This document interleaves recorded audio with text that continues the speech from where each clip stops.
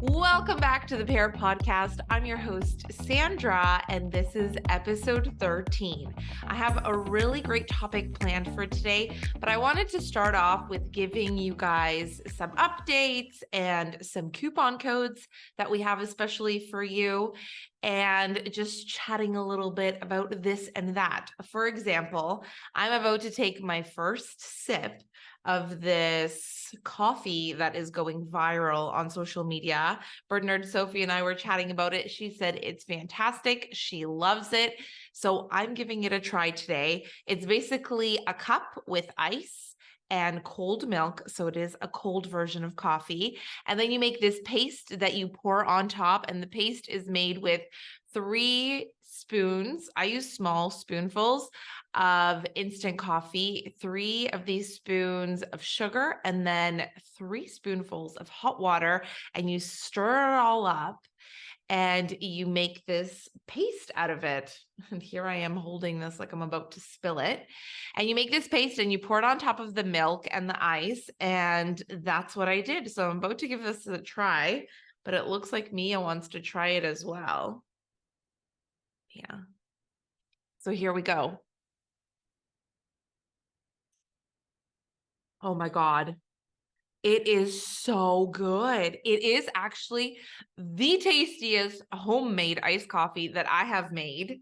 Honestly, if you're from Canada, you'll know what this tastes like. It reminds me of an ice cap from Tim Hortons. Oh my gosh. This is so good. Sophie, I agree. This is really delicious. And if you haven't tried this, you need to try it. It is just amazing iced coffee that you can make at home. There is soon going to be nothing left of this. So let's jump into the fun stuff. So I got Mia some new toys. And if you've been following us on Instagram and on YouTube, then you'll probably have seen all of our new bird stands and toys and fun mind games that I got for Mia. I recently got her these Trixie snack cups toy game, and it's basically 3 little boxes. The whole thing is wooden, and they have different types of lids, and I taught her how to forage for the treats that are inside of those cups, right? Are you telling everybody? Oh my gosh, you're so cute. And what else did we get that's new is these awesome Burb t-shirts. This one has a little conure on it. It's a pineapple conure, a cockatiel, and a lovebird, and it says grow positive thoughts, and it is so adorable. I just love these shirts, and the material is fantastic. I love the material of this one. I love the color, and I ordered a size up so that I can get that oversized, comfy look and feel. And I got it. Where did I get this cute t-shirt? From Burb Town. That's BIRB.TOWN. You can check out Burb Town's website as well, and you can shop from anywhere from Europe, North America, and just all over the globe. They have awesome t-shirts, and it's actually a small business. It's a girl named Jane, and she is just lovely. Her customer service is beyond 5 stars, and I really love these t-shirts. So we also have a coupon code for you guys. You can use Mia5 at checkout on the Burb Town website, and that way you can get 5% off your orders. What's next? We also have another coupon code for you guys, and that's for Planet Pleasures. You can get 20% off with the coupon code MIA20 when you're shopping for all of your parrots' favorite toys or new toys from planetpleasures.com. So make sure you check out those awesome t-shirts and awesome and safe bird toys. I also have another t-shirt from Burb Town, but I'll show you guys that one next time. And I'm so excited for that one because it is also so cute. Okay, what's next? I was also inspired by my chat with Georgie or Georgia from at Archie the Conure. And she was talking about how Archie learned all these phrases, and 2 of her conures can say quite a few words. Archie goes through all these different phrases that he likes to say for a period of time. And currently it's I love you. And I thought that that was the cutest thing. And I have been trying to get Mia to say I love you or mama for so long. So I followed her tips, which was to basically talk to your bird all of the time. I mean, I do this already, but now I'm talking to her even more. And usually I'm throwing in an I love you or mama when we're spending time together, or when I go over to her, I'm saying mama, mama, mama over and over again. And hopefully one day she's going to say, Mamma Mia. So another thing is parent or parent ownership. It's really a learning curve, and we are constantly learning. And I know that this is something that I talk about a lot. And I also started this podcast because I want to bring you guys even more information about parrots and quality information, because there is a lot of info out there nowadays on parrots, but not all of it is good information or accurate information. And some of it is outdated or just complete myths. And so that's why with this podcast, the goal is to bring you even more good quality parrot content. And it's also the reason why we have a YouTube channel and we do lots of great short videos, or hopefully great short videos on Instagram and YouTube, just so that we can share this as much as possible. So I want to take a moment to also thank you for tuning into the podcast and just helping it grow. I appreciate each and every one of our listeners, and that is you. So basically, what I wanted to chat about a little bit is a post that I saw, which had a beautiful reminder. I keep looking over to the side because I did make notes so that I can remember everything I wanted to chat about. But it had a beautiful reminder about when you're bringing a parrot into your home, you have to also take a look at it from a different perspective.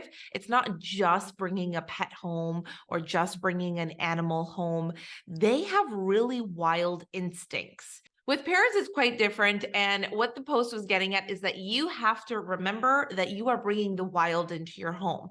And I thought that that was such an interesting and great perspective that we could share on the podcast, because we are bringing the wild into our home. And a lot of people often struggle with that because parrots have wild instincts. They bite, they destroy, they make noise. It is natural for them to do so. They make a mess, they waste food. And other pets, that are more common in most households don't do these things, or they don't do them the same way. And so it's really important for us to remember that we are bringing the wild into our home. And that's why I also always try to do things as close to nature intended as possible. So creating little bird stands and feeding healthy veggies and fruits and researching their behaviors and noise levels and things like that, and how they behave and how they hide their sicknesses and their hormones and all these different things. And it's really quite a learning curve. And if you are a new parent and you just got a bird, or you're new to this, you're a few weeks in, a few months in, even a year in, believe me, you will be constantly learning. And that's why it's also great to jump on YouTube, jump on this podcast, follow different pages so you can get different ideas and different information, because I might share some fun facts or a tutorial or something on one thing, and another creator might share something on another thing. And so you're constantly learning, and there's so much information. But if you're following all the good quality stuff, then you're going to get good quality information, tips, tricks, ideas, and things like that. And in our previous episode with Sophie, we talked about parrots in the wild and observing parrots in the wild and looking at research studies of parrots from the wild, because then we can better understand what parrots do in the wild. Another thing was Sophie found a study on foods that conures like to eat in the wild. So she sourced some of those and offered it to her birds. And I think that that's a great idea. And I'm constantly trying to find new things and new items and safe items that are going to enrich Mia's life. So another thing I also wanted to mention in regards to that is wing clipping. I've been seeing a lot more about this online, and I've seen some really great videos of people who are pro flying and anti wing clipping. And I am on that team. I will be honest. I don't believe in clipping a bird's wings. That's what makes a bird a bird. And no matter how you look at it, I know there's a bunch of people who are like, it's safer and my bird won't fly away and all of these different things. And I'm doing it for their safety, and will comment things on other people's videos or DMs saying, shame on you for, being anti-wing clipping. But if you really do the research and understand the psychological effects that it has on a bird and understand the physical effects that it has on them as well, it affects them mentally, emotionally, physically, in just so many ways. But it's as if someone took that away from you temporarily, took your legs because they don't want you to walk away or leave. And what we should do instead of clipping a bird's wings to keep them safe or from flying away is we should allow them the opportunity to fly indoors and secure your doors, your windows. You can get nets put on. There's really great ones out there. We got custom nets done for each of our windows and our balcony door so that if the door or window is ever open or a guest comes over and forgets that our bird is out and cracks the window open, we don't have to worry because we have nets everywhere. And we always pay attention to when she's out and supervising and doors being opened and things like that. So there are ways of preventing our birds from flying away and keeping them safe. And that includes also supervising them every time they have out of the cage time, but allowing them to fly and spread their wings and build those muscles and develop confidence and all of these different things. And I already have a guest in mind to bring onto the show, hopefully, and chat more about the importance of flight for birds and why wing clipping is full of cons, really. I don't see any pros to it. And talk a little bit even about free flight. And if you're interested in that and you're watching this on YouTube, leave a comment below. But I think that it's also beneficial to talk a little bit about free flight because it is not something that is for everyone. And there are a lot of things to consider. And the most important ones are training and recall.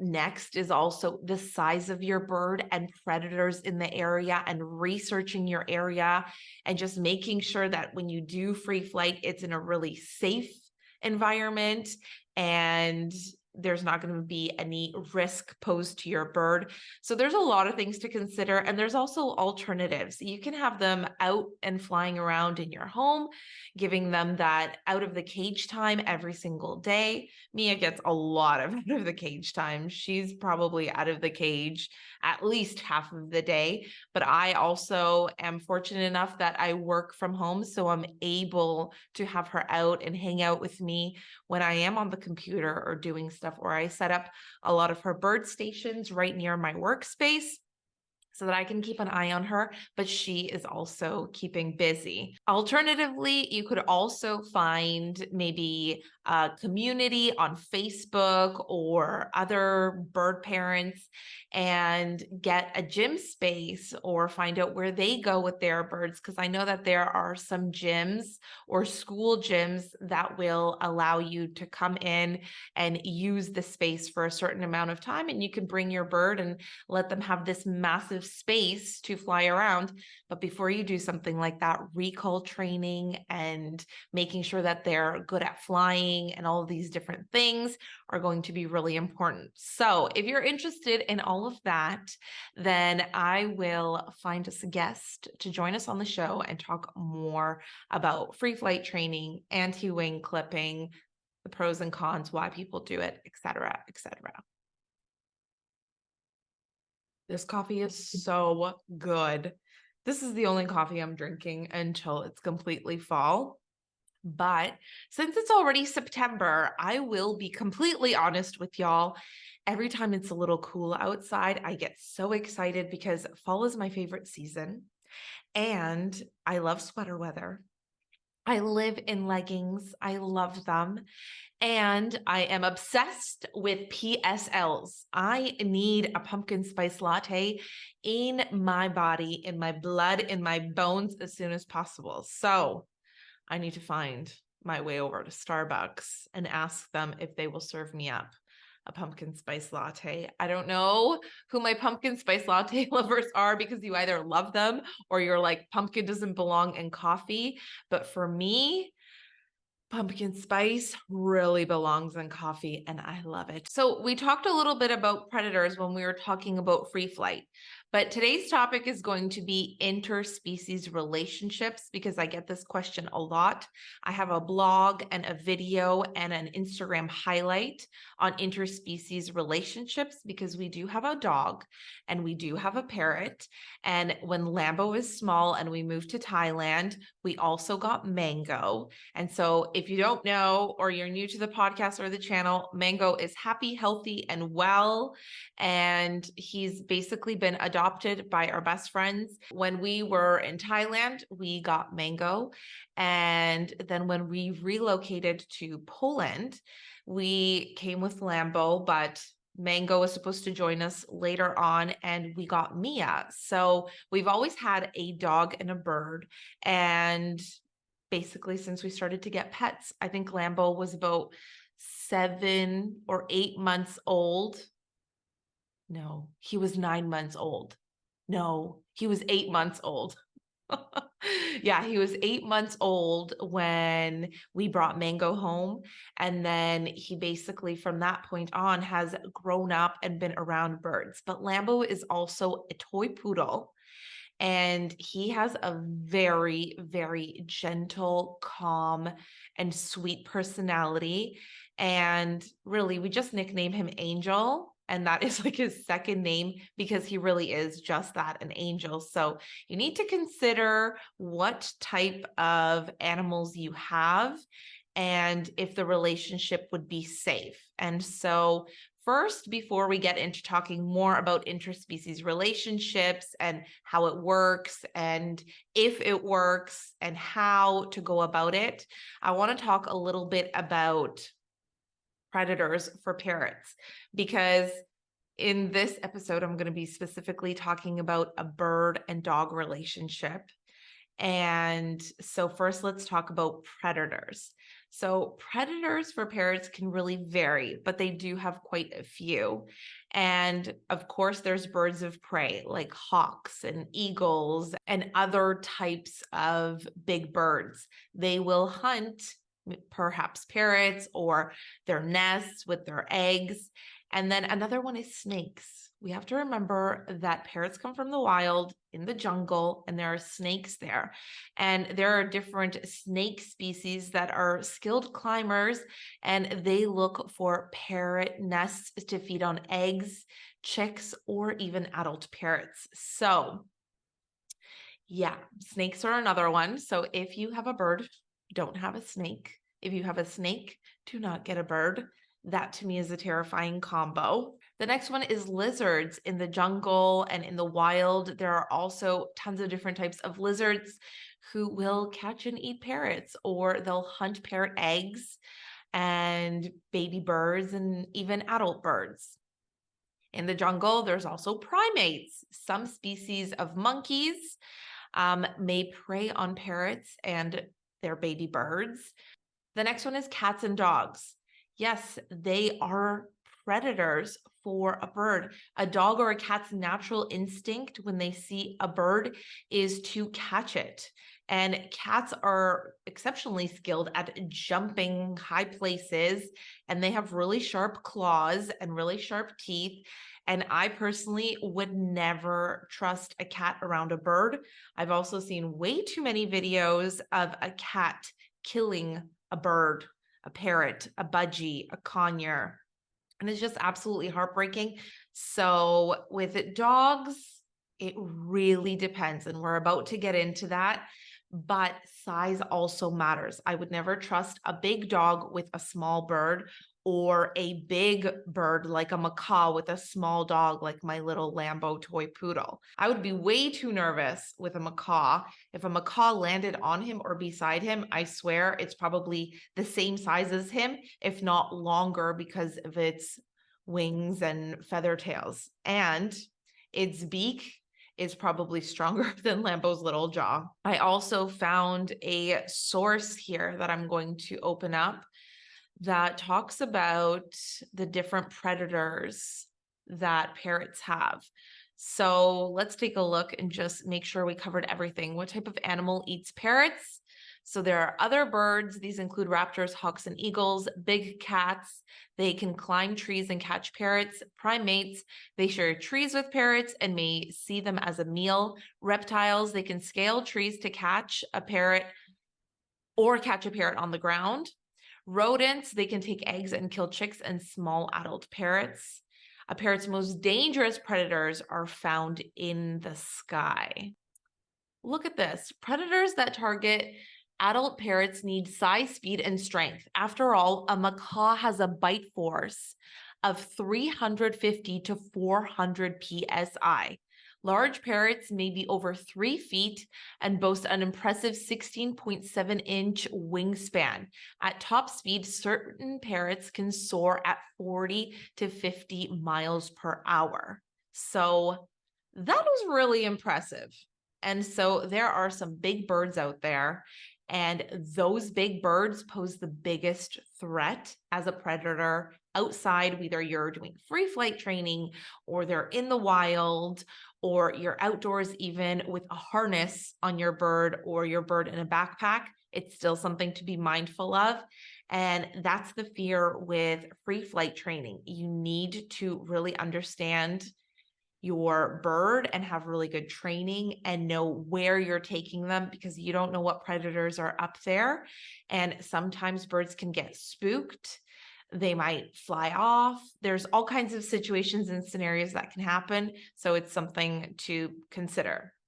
So now that we understand predators of parrots, and we also know that cats and dogs are predators for our parrots, we need to take a look at interspecies relationships and how it can work between a dog and a bird. So as you know, our birds are conures, and Lambo grew up with Mango, who is a sun conure, and then with Mia, who is a green cheek turquoise yellow-sided conure.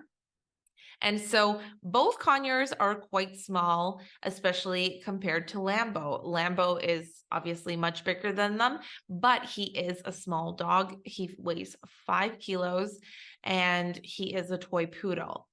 Like I also mentioned, he is unique, I really feel like, because he is such an angel personality. And from a very young puppy age, he started training, and we started training him with Mango that he cannot go up to Mango. He cannot do anything with Mango, and he needs to be calm and still whenever Mango is around. I mean, we don't force him to be calm and still, but he just knows, and he's been trained to be gentle. So if you have a dog and a bird, another thing to consider is the size. Small birds and big dogs, or big birds and small dogs, that just doesn't usually mesh, and you need to be really careful. You really need to exercise caution, because you don't want either one of your pets to get hurt, and you certainly don't want an accident where one of them gets badly injured or they lose their life. So this is a huge risk and something to really exercise a lot of caution with. And so the first thing is you need to assess your dog's temperament. And before you introduce a parrot to your dog, you need to evaluate their temperament and ensure that they are really well trained, and you do a lot of training before bringing your bird home. And you also want to make sure that they're obedient, that they're calm, not very aggressive. And that's also going to come down to each unique dog and their personality. each dog is going to have a different personality. And so we can't expect for all our animals or pets to get along. Some breeds are a lot more likely to get along with other animals, and some are not. You really need to consider the characteristics of your individual bird and your individual dog. And so, off of that, I also want to add that when Lambo and Mango met and over time their relationship grew, they were honestly really awesome with each other. If you followed us from the beginning, you've probably seen our pictures and our videos, and we were featured on Lovimals about their relationship and how it just blossomed so naturally and wonderfully, and it was really safe and, of course, always supervised. But with Lambo and Mia, it's a completely different dynamic because it's different personalities, and Mia is completely different from Mango. And so with Mia, Lambo doesn't really like care. He's just like, oh, okay, she's there. Whereas with Mango, he would go check on him, or like they were just so sweet together. I can't even deal. It was so cute. But yeah, they really like enjoyed each other's company. Whereas with Mia, they're completely indifferent from each other. Occasionally, Mia will fly over to Lambo and she'll be interested in his curls and his soft, not fur, I mean, he has hair and his soft hair, but they aren't having the same dynamic that Lambo and Mango did. And I didn't expect them to, and I didn't force it to be that way. And it just is what it is. So the next thing, which we talked about a lot, is training your dog. You want to do a lot of basic obedience training. This is going to be crucial. You want your dog to have commands down packed, like sit, stay, leave it, or down. These are going to be essential in controlling your dog when your bird is out. If you're even going to have them out in the same room, this is not always safe. For us, it's different because, like I've said, I've worked through this a long time. And so I really understand my dog and my parrot, and my parrot is usually always with me. So right now, Mia's in my hand napping, and Lambo is on the couch napping. And I feel comfortable with this situation. I know that everything is honky-dory, a-okay, groovy, like a drive-in movie. And yeah, the next thing is also when you're considering on bringing a second animal home that's a different species. Say you have a dog and you're bringing a parrot home, or you have a parrot and you're bringing a dog home. Consider the species, the size, the characteristics. Take all of these things into consideration, and if it's going to be a good idea. I've had people message me and say, I have a cat and I want to bring a parrot into my home. Where do I start? What should I do? What do you recommend? Is this a good idea? And for me, I always say, I don't think it's a good idea. I would say that you wait until you no longer have a cat or have a situation where there's no cat around the bird. So I think it's like a choice. You're choosing a cat or a bird. You also want to prepare separate spaces. You want to make sure that your dog and your parrot, they have their own spaces, especially when they're not supervised, so that both animals have their safe zones. And for example, Mia's cage, it's elevated and it has really good locks, and Lambo can't reach her cage. I mean, I've never even seen him try to. He's not interested in the cage at all, but you could also get a little fence that goes around your bird's cage, or just have a completely separate bird room. And when you're going out, your dog is in a different space, your bird is in a different space, so you don't have to worry about anything. And close that door to the room where your bird's cage is in, or if it's a bird room or anything like that. And you want to make sure that your dog is not able to get into that room no matter what. So yeah, it's a lot of things to really think about. And when we first were introducing Lambo with Mango and even Lambo with Mia, you want to have slow introductions. First from a distance, then we can get a little bit closer, but just be really careful and always have these sessions supervised. But you need to do all the training and all those other things before you even ever consider doing these slow introductions where they get to know and understand and see each other, smell each other, and know that they coexist in the same home. You want to make sure that it's in a controlled environment. And with the dog, you can even use a leash and harness so that you can ensure that your dog can't reach your parrot, or even do it through a door, a glass door or a mesh door. We used to have a doggy gate and Mango couldn't fly yet. So we would kind of do these introductions through the doggy gate separated in 2 different rooms. And it would be me on one side with Mango and my husband on the other side with Lambo. And Lambo would still have a harness on, and my husband was able to hold the harness. So just in case he knew that he had a controlled environment where he would be able to keep Lambo with him without him jumping or running after the bird in any type of situation. So that's also going to be important. And keep your initial introductions really short and positive. You always want to have them leave on a positive note, and reward your dog for calm behavior, reward your bird for positive interactions as well, and make sure that the interactions are in a neutral place in your home. Because pets, animals, they can be territorial. It's in their nature to be territorial sometimes over certain areas or environments, or their aviary or their bed and things like that. You want to make sure that it's in a neutral area for both of your pets. You also need to make sure that you're monitoring body language. And this is also really important. You need to pay close attention to your dog's body language and your bird's body language, especially with each interaction, whether it's short or longer, and ensure that the interactions are at the right time of the day. So if you start to see that either one of the pets are feeling stressed, agitated, aggression is starting to build up, or anything like that, you need to step in and stop that and make sure it's in a controlled environment so you can stop it.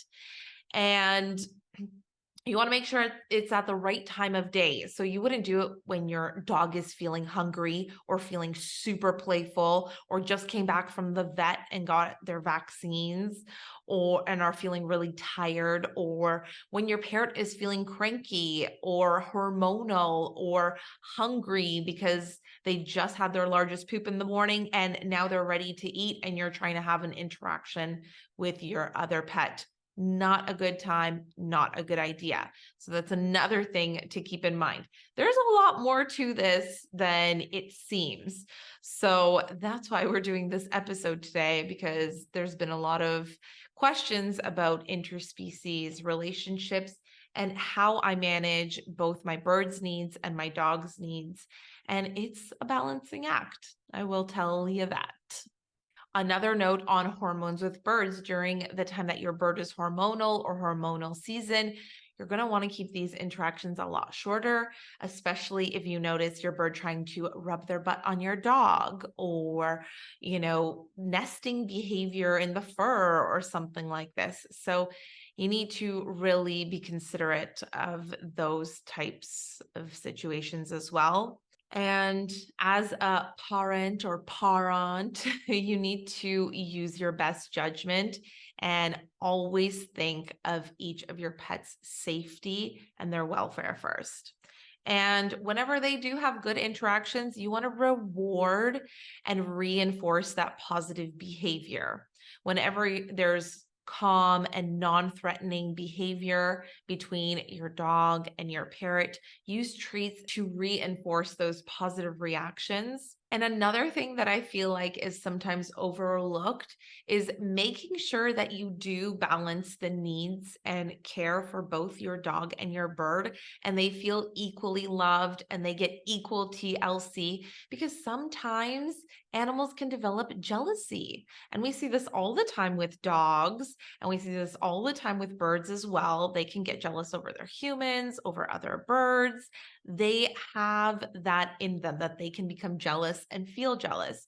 So if they are jealous of one another, then that can be really problematic. And these interactions are also not going to be a good idea. So ensuring that your pets are not jealous of each other or jealous of you is another important factor to consider. You also want to provide a lot of mental and physical stimulation for both your dog and your bird. And a well-exercised dog is less likely going to be fixating on your bird as a prey, or making sure that they're well fed is also going to be important. And when they are mentally and physically stimulated doing their own things, then there's a higher chance of them coexisting in the same space in a more relaxed way. So, for example, Mia has her bird stations set up and they are elevated to a point where Lambo is not going to reach. Even if he was able to stand on his back legs for a longer time and prop up his front paws, then he would still not be able to get to her because of how small he is. And so those bird stations are elevated and there's lots of foraging and fun things to do. And each day I make sure that it's cleaned and that there's fresh foraging opportunities and fun toys and things like that for me to do. And then Lambo usually gets a really long walk, a frisbee toss, and he also gets a lot of foraging toys and games at home as well. So sometimes I'll create a foraging game for both of them, and they're doing their own thing in the same space, but it's supervised and they're busy in their own world, foraging for their own treats and what they're excited about. So providing those opportunities is also going to be a huge help, and making sure that they're both mentally stimulated and exercised really well.